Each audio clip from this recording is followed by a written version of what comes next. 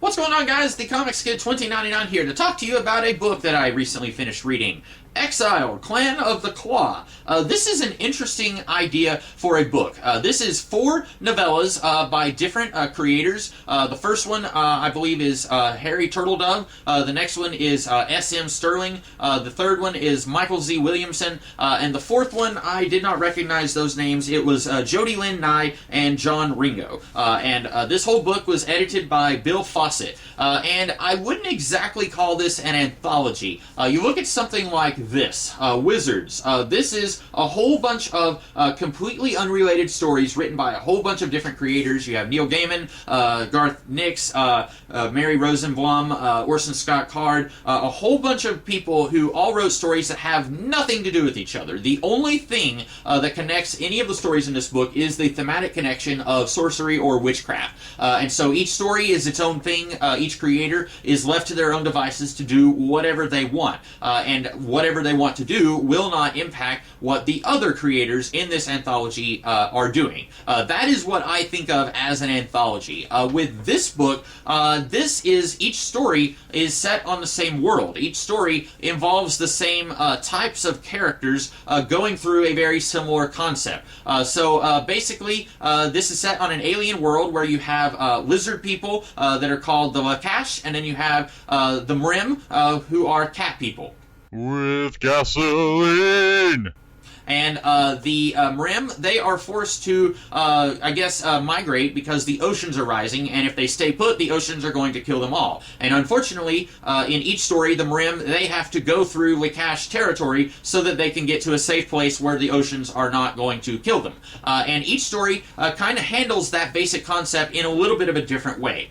So the first story involves a Mrim leader who is kind of facing a little bit of opposition from someone within his clan, but he's also facing opposition from a Lakash tribe, and then this shows, okay, this is how this guy chooses to handle this threat. And then the next story involves a group of Mrim who are slaves, and as far as they know, they are the only Mrim on the planet. They were unaware that there were other Mrim elsewhere. They grew up in captivity, and so this handles the Mrim-Lakash conflict very differently than the other one. And then the third story, you've got, it's similar to the first one, where you've got a group of Mrim that are on the move, and then they're going to be fighting a group of Lakash, but this one more specifically focuses on how the leader of this clan wants to incorporate the group of sorceresses. They do this thing called dancing, which is basically they are doing some kind of movement that incorporates sorcery that allows them to protect their clan. And this leader of this clan, he wants to put the dancers with the soldiers on the field.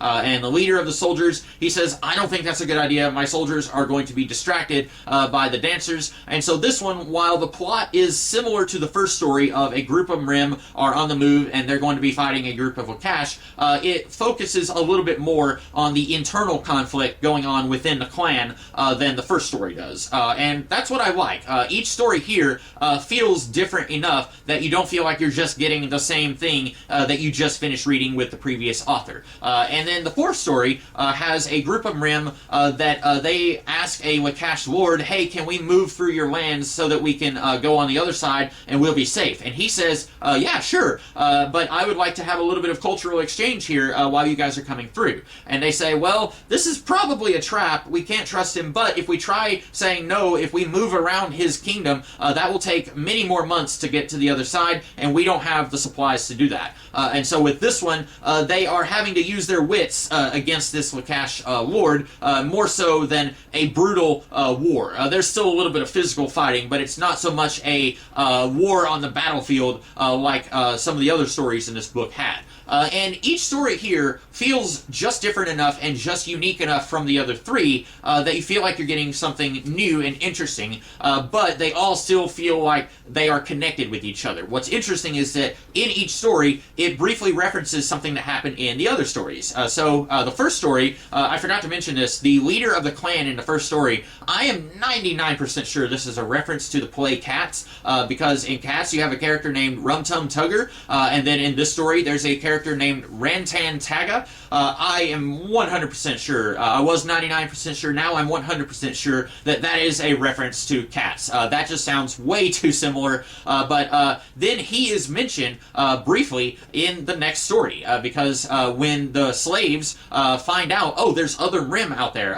one of them, he sees a Mrim who's been captured by his owners, and then they mention Rantan Taga on the move, and this guy is from that clan. And so they mention stuff. The Lakash lords from the previous two stories, they're mentioned briefly by name in the third story. And so I think that's kind of cool. It's interesting, and I am really interested in how this came about. Did the editor, Bill Fawcett, did he come up with this idea of we're going to have a series of short novellas that are all connected with each other, but also they stand alone, and then he contacted the authors, or did one of these authors come up with this idea and they contacted him and then he got the ball rolling? I really don't know, but I found this to be really interesting.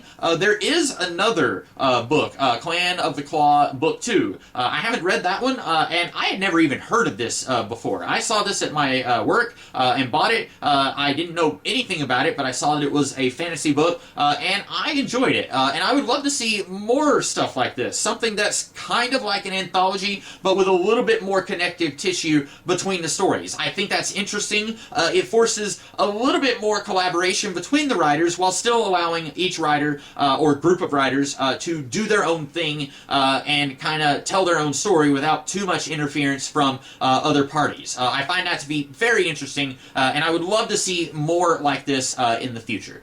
So that is all that I have to say about Exiled, Clan of the Cat, or I'm sorry, Clan of the Claw. I hope you guys liked this video, and if you did, I will see you guys in the future with more videos. In the meantime, have a great rest of the day. Catch you later.